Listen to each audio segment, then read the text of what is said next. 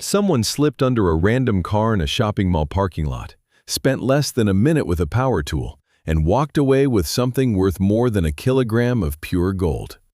Not a laptop, not a wallet, not anything the car owner could even see or name. Just a small metallic component bolted to the underside of the exhaust system.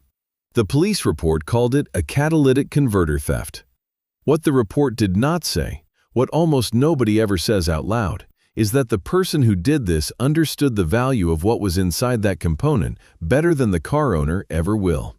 Inside that unremarkable gray cylinder sits a few grams of a metal that most people have never heard of, cannot pronounce correctly on the first try, and would not recognize if you placed a sample in their hand.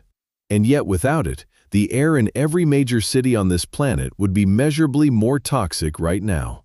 Not historically toxic, right now, today, as you listen to this. That metal is iridium's quieter, rarer, more expensive cousin. Its name is osmium.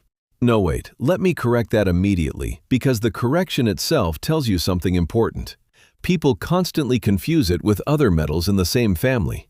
Its actual name is rhodium. And once you hear its full story, you will never forget it again. Rhodium does not get mentioned in financial news the way gold does. It does not get its own documentary the way diamonds do. There is no jewelry commercial built around it. No famous heist movie named after it. It exists in a strange zone of extreme importance and almost total public invisibility. And that invisibility is not an accident. It is a feature of how the modern industrial world is structured. The things that matter most are almost never the things that get the most attention. Rhodium is perhaps the clearest example of that principle that you will ever encounter. So here is what we are going to do. We are going to trace this metal from the moment it was born, which was not on Earth, and was not in any ordinary sense of the word a gentle process, all the way to the parking garage crime scene, through the Nobel Prize Committee, through the lungs of millions of people in cities that nearly choked to death on their own traffic. And back to that question the police report never answered. Why would someone risk a criminal charge for a component most drivers do not even know they have? The answer to that question contains one of the most surprising economic stories of the last several decades. And it starts not on Earth at all. It starts with a collision so violent that the phrase does not even come close to describing what actually happened. If you find this kind of story as fascinating as I do, subscribe to the channel and hit the like button. It genuinely helps more people find content like this, and there is a lot more where this came from. Now, to understand why rhodium is worth what it is worth, why it is so rare, why it exists at all, you have to go somewhere most science communicators skip, because it sounds too extreme to be real. You have to go to the moment when two neutron stars collided somewhere in the observable universe, hundreds of millions of years before our solar system even existed as a cloud of gas. A neutron star is what remains after a massive star exhausts its fuel and collapses. What you are left with is an object heavier than our entire sun, compressed into a sphere roughly the size of a mid-sized city. The density is not something human intuition handles well. A single teaspoon of neutron star material would weigh somewhere in the range of 1 billion tons. These objects spin, they radiate, they slowly drift through space, and occasionally, over timescales that make geological time look brief, two of them find each other gravitationally and begin to spiral inward toward a collision that releases more energy in a fraction of a second than our sun will produce across its entire 10 billion-year lifetime. When that collision happens, the conditions it creates are the only known environment in the universe where certain heavy elements can be assembled.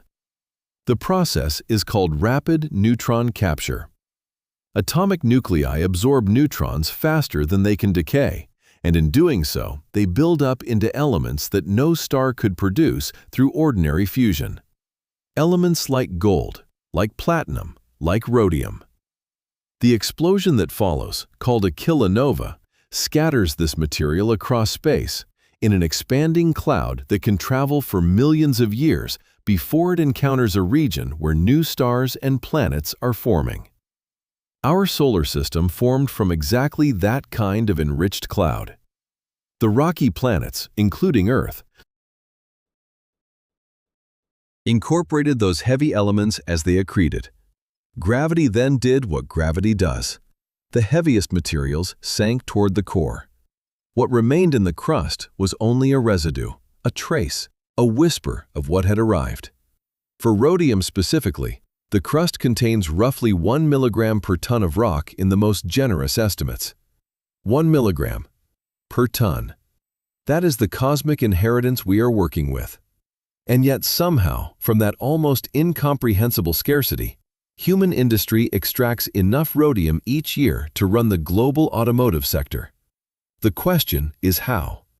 And the answer to that begins with one very specific patch of ancient geology on the southern tip of Africa, and one man who could not stop staring at a strange colored residue that everyone else in his field had already decided to ignore.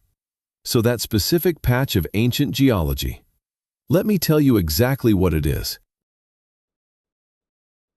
Because the number attached to it is the kind of number that stops you mid-sentence. The Bushveld Complex in South Africa is a geological formation that was created roughly 2 billion years ago, when an enormous volume of molten rock pushed up into the Earth's crust and cooled so slowly that its contents sorted themselves by density, layer by layer, like sediment settling in still water. The result was a series of thin, mineral-rich bands running through the rock for hundreds of kilometers in an arc. Geologists call these bands reefs. And inside one particular reef, the platinum group metals, including rhodium, are concentrated at levels that make mining them economically possible. Barely, but possible. This formation is the reason South Africa produces roughly 80% of the world's rhodium.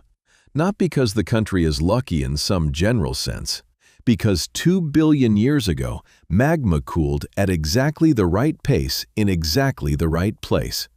And the atoms that had traveled from a neutron star collision settled into layers that humans would eventually learn to read and extract. But here is what I want you to hold in your mind as we move forward. That geological accident was discovered and mapped and turned into an industrial operation by human beings. Specific people. People who made specific choices at specific moments. And the first truly consequential choice in rhodium's human history was made not in South Africa, but in a private workshop somewhere in Northern Europe, by a man who was not supposed to be doing science at all. His name was not famous then and is not particularly famous now outside of chemistry circles, so let us call him Garrett. Garrett was trained as a physician, which in his era meant he understood chemistry well enough to run experiments on his own. He had set up a small but serious workspace in a building he rented on the edge of a city that was, at the time, one of the most commercially active places in the world. His business was simple and profitable. He purchased raw platinum ore imported from South America, processed it through a series of chemical steps he had developed himself and told absolutely nobody about, and sold the refined metal to instrument makers and jewelers who needed it pure. The method was his competitive advantage. He guarded it the way a chef guards a rent. For several years, the operation ran cleanly. Buy ore, refine it, sell the product, repeat. And then, one batch produced something that did not fit the pattern. After dissolving the ore in a mixture of strong acids and going through his usual precipitation steps, Garrett was left with a residue that had a color he had not seen before. Not gray, not white, not the pale yellow of a sulfur compound. Something closer to dried rose petals, a muted pink that sat at the bottom of the vessel and refused to behave like anything he had a name for. The sensible commercial decision was obvious. Treat it as contamination, discard it, move on to the next batch. There was money to be made, and the residue was a tiny fraction of the total material. But Garrett had a quality that is much rarer than any element in the periodic table. He genuinely could not leave an unexplained observation alone. It bothered him the way an unresolved sound bothers a musician. He ran another reaction on the residue, then another. He dissolved it, reprecipitated it, tested its behavior under heat, under different acid concentrations, under reduction conditions. Weeks passed. The material kept showing properties that did not match anything already cataloged. And eventually, after what must have been a sustained period of methodical frustration, he arrived at a conclusion that required real courage to state publicly. This was not a contaminant. This was something new, a previously unknown element. He named it after the color that had first caught his attention, the rose pink of its salts. And here is the detail that I think matters more than the discovery itself. In the same period, working with ore from the same source, another chemist in a different city encountered the identical pink residue. He looked at it, ran a quick preliminary test, decided it was a known impurity of some kind, noted it briefly, and moved on. He was not careless, he was efficient. He made a reasonable judgment call and got back to his main work. The difference between him and Garrett was not intelligence, it was not equipment or resources. It was simply that Garrett found the unexplained thing more interesting than the explained thing. That single difference is why one man's name is attached to the discovery of rhodium, and the other man's name is not. So rhodium had a name now. It had a discoverer. It had a place in the emerging framework of chemical knowledge that scientists of that era were building piece by piece. And then, for the next century and a half, essentially nothing happened with it. Which, when you think about what we now know rhodium can do, is one of the stranger facts in the history of industrial chemistry. A metal born in the most violent collision the universe produces, extracted from a geological formation 2 billion years in the making, isolated through weeks of obsessive experimental work, and then shelved, categorized, admired by specialists, used occasionally as a decorative coating in jewelry because of its brightness and resistance to tarnish, referenced in academic papers, displayed in museum collections alongside other rare elements, but not needed, not in any urgent industrial sense. The world was running on coal and steel and copper wire, and had no particular use for a metal that was difficult to obtain, expensive to process, and present in quantities so small that scaling up production was not even a meaningful concept yet. Rhodium sat in its catalogued place in the emerging periodic table, like a word in a dictionary that everyone agrees is real, but nobody ever uses in conversation. Precise in its definition, undeniable in its existence, completely marginal to everyday life. And the uncomfortable truth is that this situation lasted for a very long time. Long enough that if you had told any chemist in the early 20th century that rhodium would one day be worth more per ounce than almost any other tradable material on the planet, they would have found that genuinely difficult to believe. The element had no obvious path to that kind of importance. Until a city started making its residents sick just by asking them to breathe. In the mid-20th century, doctors in several large American cities started noticing a pattern that made no immediate sense. Patients with no history of respiratory illness were coming in with irritated airways, stinging eyes, and a dry, persistent cough that would not clear up. Children were the most affected. On certain days, schools sent notes home advising parents to keep kids indoors, not because of rain, not because of cold, because of the air. The sky above these cities had developed a visible brownish haze that sat low over the rooftops and did not move even when the wind blew. It smelled faintly of something burnt and chemical, the way a wire smells when it overheats, and it coated the inside of your throat with a dryness that no amount of water fixed. Scientists began measuring what was in that air, and the results were alarming. The primary culprit was the internal combustion engine. Millions of them running simultaneously across urban areas, each one venting a mixture of gases that in isolation might be manageable, but in aggregate were creating a slow-moving public health emergency. Carbon monoxide, unburned fuel particles, And most damaging of all, nitrogen oxides, gases that react with sunlight to produce a secondary chemical soup that irritates lung tissue and accumulates in the body over time. The engineering community understood the problem clearly. What nobody had yet figured out was how to solve it at scale. The theoretical answer had existed for years before anyone applied it seriously. If you could pass exhaust gases through a material that accelerated certain chemical reactions, you could convert the toxic components into harmless ones before they ever left the tailpipe. Carbon monoxide could be converted to carbon dioxide. Unburned hydrocarbons could be oxidized into water vapor.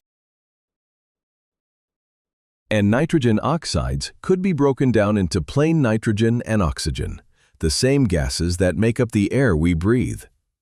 The device that does this is called a catalytic converter, and the material at its core is a catalyst, a substance that makes chemical reactions happen faster without being consumed in the process.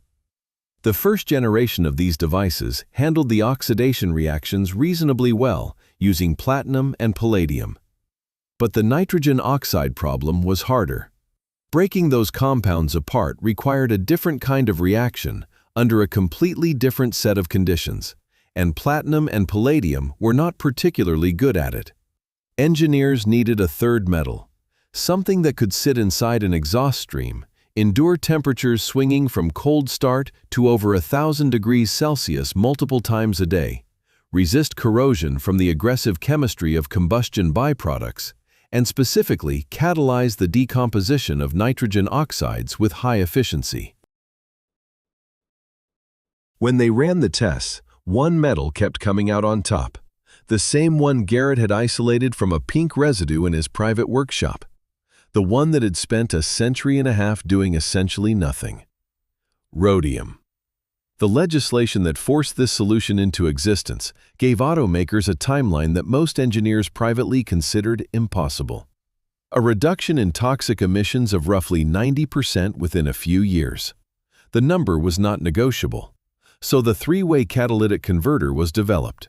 A ceramic honeycomb structure coated with a microscopic layer of platinum, palladium, and rhodium, designed to handle all three conversion reactions simultaneously.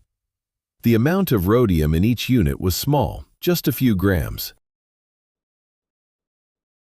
But multiply a few grams by the number of vehicles rolling off production lines every year across North America, Europe, and eventually the entire industrialized world. And suddenly, you have an industrial demand for a metal that had never been produced at meaningful scale. The mining operations in the Bushveld complex in South Africa shifted accordingly. Rhodium went from being an incidental byproduct to being something that procurement departments specifically tracked and worried about. And here is where the story gets uncomfortable.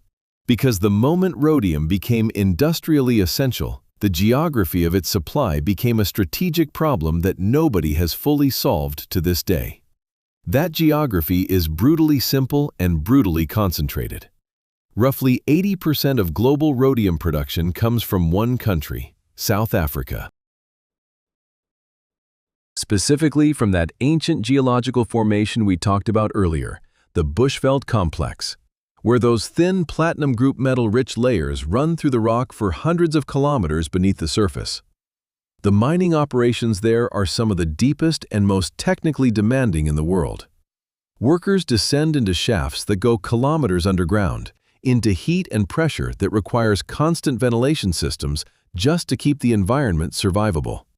The ore they bring up contains rhodium in concentrations so low that the extraction process from raw rock to refined metal takes between 6 and 9 months of continuous chemical processing. 6 to 9 months. For a few grams per ton of input material. The second significant source sits on the opposite side of the planet, in the Russian Arctic, where a massive nickel and copper processing operation extracts rhodium as a secondary product from its main refining stream. That facility was built in conditions that most people today would find difficult to fully comprehend. Temperatures dropping to -50 degrees in winter. A city constructed in permafrost, essentially from nothing. using labor under conditions that would not be described as voluntary in any modern legal framework. The rhodium that comes from that place carries a human cost that is rarely mentioned in the same breath as its market price.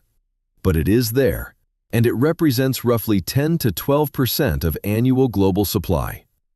So you have one geological accident in southern Africa and one Soviet-era industrial complex in the Arctic. Those 2 points on the map are the foundation on which the entire global supply of a civilization-critical metal rests. If either one experiences a serious disruption, the entire system that depends on rhodium, and we are about to see exactly how much depends on it, feels that disruption almost immediately. And the price of rhodium does not respond to supply shocks the way other commodity prices do. It responds the way a pressure cooker responds when you seal the valve, slowly at first, then all at once. At its absolute peak, 1 troy ounce of rhodium was worth more than 30 times what the same weight of gold cost at that moment. Let that land for a second. Gold, the metal that has been the global symbol of ultimate value for thousands of years, the thing wars were fought over, empires built around, entire economies pegged to, was worth a fraction of rhodium ounce for ounce. And almost nobody outside of a small circle of industrial procurement specialists and metals traders knew this was happening. The rhodium price chart over the past few decades looks nothing like any other commodity you have ever seen. It does not drift. It does not gradually trend. It explodes upward at irregular intervals, holds briefly at levels that seem impossible, and then collapses back down with equal violence. The first major spike happened when the automotive sector began scaling up catalytic converter production, and demand suddenly outpaced everything the mines in South Africa could deliver. Prices jumped from a few $100s per ounce to several thousand within a short period. Then automakers cut production during an economic slowdown.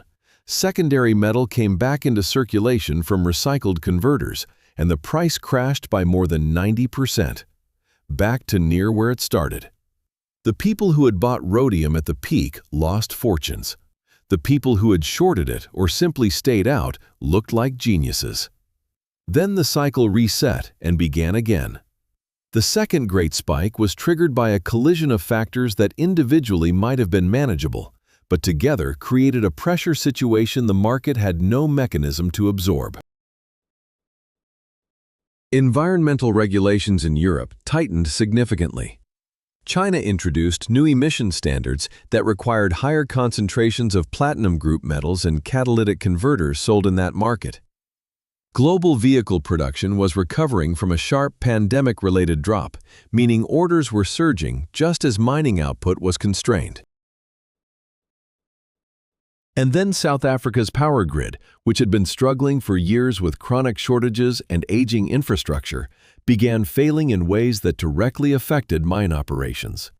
Shafts that require constant ventilation and pumping cannot function without reliable electricity. When the power goes out, you do not just pause production. You shut down, you wait, you restart. And every step of that cycle costs time and money and output. Add labor disputes at several of the largest mining operations, and you have a supply situation that was not just tight, but genuinely broken for an extended period. The price response was unlike anything the metals market had seen. Rhodium climbed through $10,000 per ounce, then through $15,000, then through $20,000, and kept going. At the absolute peak, it touched nearly $30,000 per troy ounce. For reference, the annual global production of rhodium at that time was somewhere between 20 and 30 tons total. The entire yearly output of this metal, every gram mined and refined on the entire planet, would fit in the cargo space of a small delivery truck. And each of those grams was worth more than the equivalent weight in gold by a factor of 15 or more. The criminal response to this situation was swift and completely logical from a purely economic standpoint, even if it was obviously wrong from every other angle. If a catalytic converter contains several grams of rhodium, and rhodium is worth thousands of dollars per ounce, Then, a single converter sitting under a parked car in a public lot represents a meaningful sum of untraceable value to anyone willing to take the risk of removing it. The tools required are cheap. The skill required is minimal.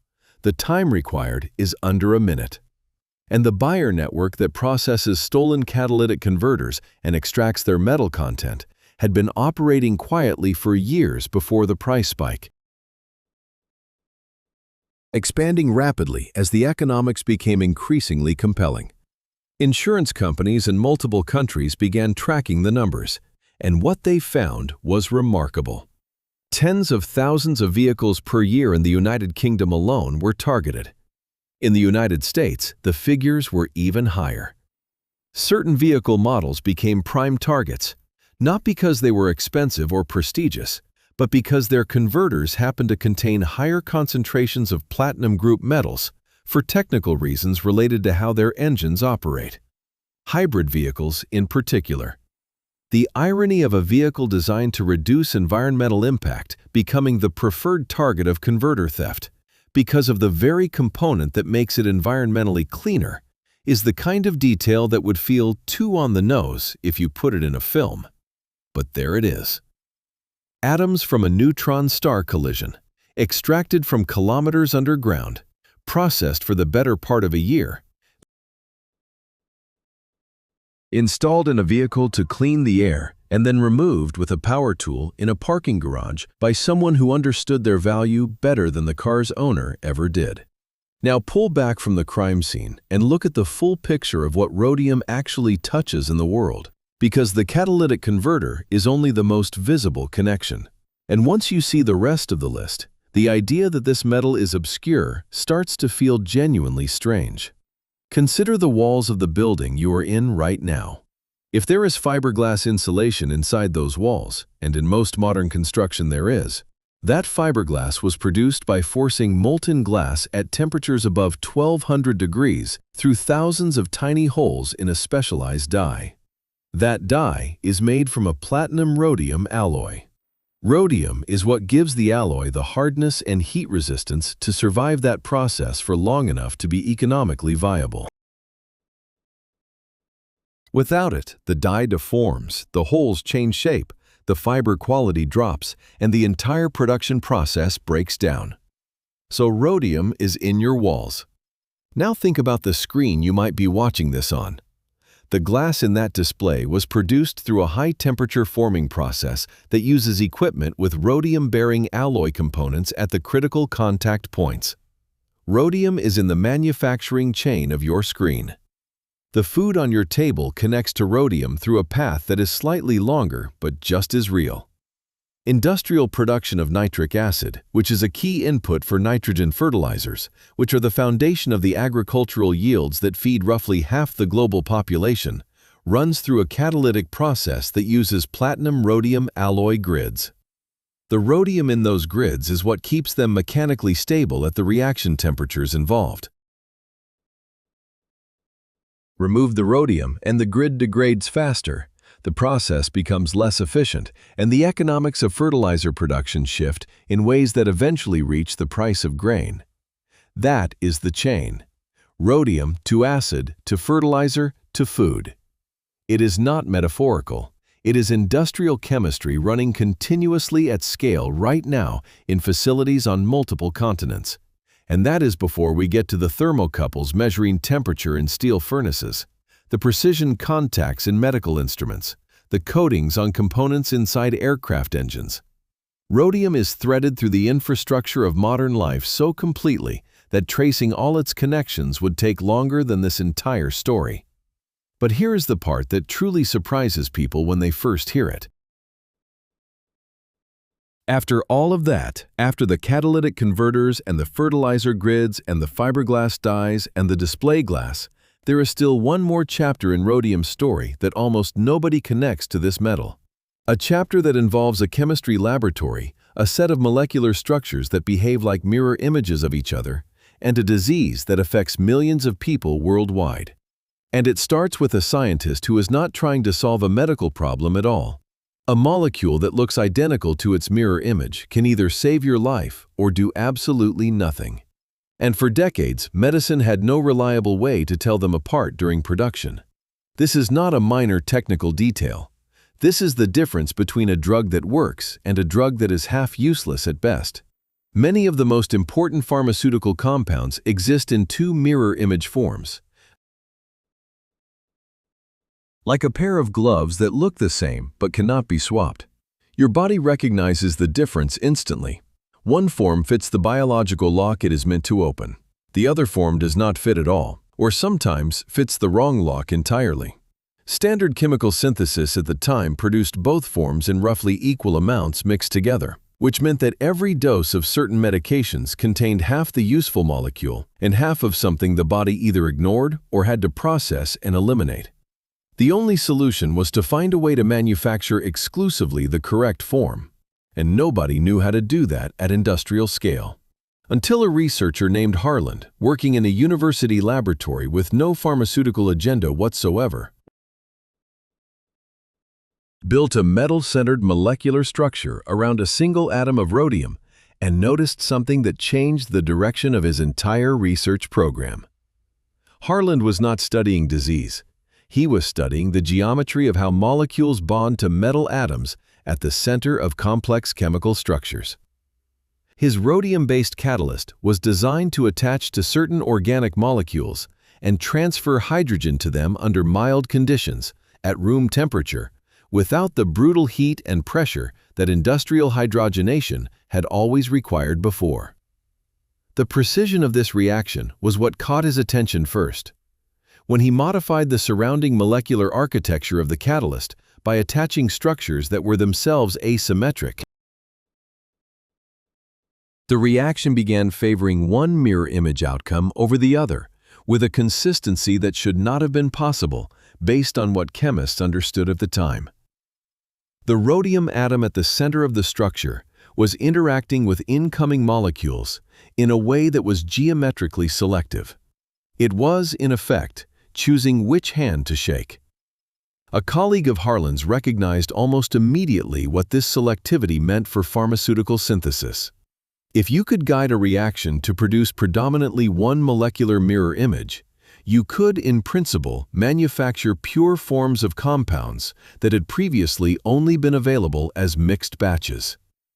The first practical application targeted a molecule that the body uses as a building block for a key signaling chemical in the brain. The correct mirror image form of this molecule was already established as the foundation of treatment for a progressive neurological condition affecting movement and coordination, a condition that by that point had no cure and very limited treatment options. The wrong mirror image form was therapeutically inert. Producing the right one selectively and at scale was the challenge, and Harland's rhodium catalyst provided the mechanism. The industrial process that followed was not glamorous. It involved large reaction vessels, precise temperature control, and careful management of the catalyst concentration. But it worked. It produced the correct molecular form in yields that made pharmaceutical manufacturing economically viable. Patients who had been receiving treatments of inconsistent effectiveness because of the mixed form problem were now getting something purer and more reliably active. The rhodium atom was not on the label of any medicine bottle. It never appeared in a patient's medical record. But it was in the history of every batch of that compound manufactured from that point forward, quietly sitting at the center of the reaction that made it possible. The Nobel Committee eventually recognized the underlying science. Harland and the researchers who extended his work received the prize for asymmetric catalysis. The citation described it as opening a new chapter in synthesis. What the citation did not say, because it did not need to, was that a metal discovered from a pink residue in a private workshop, ignored for a century and a half, pressed into service to clean urban air, and extracted from geology created 2 billion years ago, had also quietly become part of the infrastructure of modern medicine. So now you have the full picture. Or almost the full picture. Because the story of rhodium is not finished. It is entering a new chapter right now, and this one has a question mark at the end that nobody can fully answer yet. The legislative phase-out of combustion engines in major markets is underway. Several of the world's largest automotive markets have set firm deadlines after which new vehicles with internal combustion engines simply cannot be sold. The timeline varies by country, but the direction is consistent and the momentum is real, which means that the catalytic converter, the application that currently consumes roughly 80 to 85% of all rhodium produced on the planet, has an expiration date written into law. This is not speculation, it is policy. And the metals market is already pricing in the uncertainty about what comes after. Rhodium's price in recent years has come down significantly from its historic peak, partly because of this anticipated demand shift, partly because automotive production cycles have normalized, and partly because the market is genuinely unsure what the long-term demand picture looks like once the combustion engine begins its slow exit. But here is what I keep coming back to when I think about this. The properties that make rhodium useful are not a market phenomenon. They are not a trend or a preference or a regulatory artifact. They are consequences of where rhodium sits in the periodic table, of the specific electron configuration that makes it catalytically active in the ways it is active, chemically stable in the ways it is stable, and thermally durable in the ways it is durable. Those properties do not change because a legislature passes a law. They do not change because consumer preferences shift toward electric vehicles. The physics of the atom does not negotiate with policy timelines. What changes is which problems humans decide to point those properties at. And right now, researchers in multiple countries are pointing rhodium at the problem of green hydrogen production. Splitting water into hydrogen and oxygen using electricity is one of the most promising pathways to clean energy storage. But the reaction that happens at the anode of an electrolyzer, where oxygen is released, is slow and energy-hungry and requires a catalyst that can survive an extremely aggressive chemical environment over long periods. Rhodium-based catalysts show exceptional activity in this reaction. The barrier is cost and scale. Using one of the rarest and most expensive metals on the planet as a consumable in an energy production process is an economic contradiction that current technology has not resolved. But researchers working on atomically dispersed catalyst, structures where individual rhodium atoms are distributed across the surface of an inexpensive supporting material so that every single atom functions as an active site, are reporting results that suggest the required amount of rhodium per unit of hydrogen produced could eventually drop by an order of magnitude or more. If that works at industrial scale, rhodium does not disappear from relevance when the last combustion engine rolls off a production line. It simply migrates, the way it has migrated before, from one invisible essential role to another. And that is the real lesson of rhodium, and it is not a chemistry lesson. It is something closer to a lesson about how the world actually works beneath the surface of what gets reported and discussed and priced and argued about. A metal born in cosmic violence, buried in rock for billions of years. Noticed by one man who refused to label the unknown as known and move on. Ignored for generations, then suddenly indispensable to the air quality of every major city on Earth. Embedded in your walls and your food supply, and the medicine cabinet of people you will never meet. And now facing a transition that might end one chapter and open another. The through line in all of it is not the metal. The metal just has properties. The through line is attention.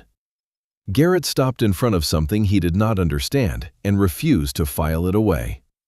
The engineers in the 1970s stopped in front of an air quality problem that seemed technically impossible to solve and kept running tests until one metal kept coming back with the right results.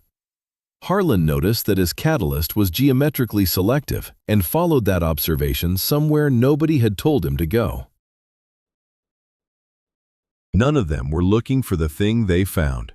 They were just paying attention to what was actually in front of them, instead of what they expected to be there. Now I want to ask you something directly, and I genuinely want you to think about it before you answer. If rhodium has been quietly holding up pieces of civilization that most people never think about, doing essential work inside systems nobody bothers to look at. What else is out there doing the same thing right now that we are completely ignoring? Write your answer in the comments.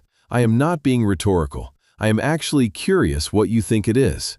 And if this story made you see something differently, if it made the world feel a little more layered and strange and worth paying attention to, then hit the like button and subscribe to the channel. There are more stories like this one waiting, and every single one of them starts with something most people walked right past.